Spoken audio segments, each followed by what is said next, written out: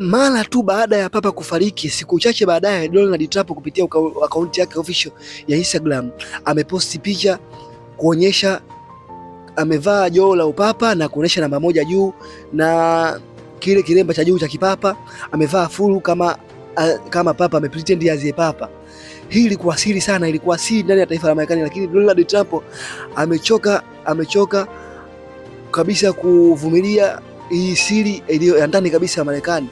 Sasa Kaaba amemshinda na anaonyesha kuwa Papa Robert Prevost ambaye alichaguliwa tarehe 8 mwezi wa 5 2025 kuwa papa mpya, alimaarufu kama Papa Leo wa 14 ambaye alichukua jina la Papa wa Leo wa 13 ambaye alitawala himaya hiyo ya Roman Catholic mnamo kwenye miaka ya 1878 mpaka 1903. Sasa yeye anachukua jina la Leo wa 14, Papa Robert Prevost. Huu ni raia wa Marekani. Huu ni papa ambaye ametuthibitishia Donald Trump kama uraia wa kipapa. Sasa hivi raia wote wa Roman Catholic watakuwa chini ya Marekani, chini ya dola ya Marekani, kwa sababu huu Robert Prevost alikuwa miongoni mwa makardinali ambaye alitokea katika nchi ya Marekani.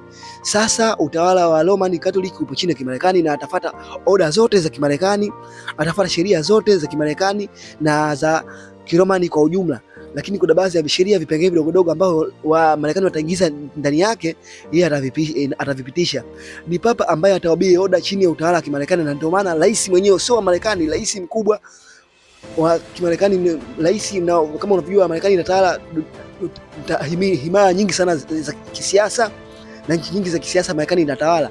Hivyo amethibitisha kuwa Papa Robert Prevost ambaye raia wa Kimarekani atafuata oda chini ya utawala wake Donald Trump. Ndio maana ameonyesha sasa dunia yote itakuwa chini ya uongozi mmoja, si wa Roman Catholic, si wa Marekani. Nasi sasa hivi atafuta nyenzo ya kuingia katika dini ya Kiislamu na bado na akipata tu upenyo basi ataingia, na hiyo sasa inathibitisha kwa Marekani itakuwa chini ya tawala zote za kidini na tawala za kisiasa.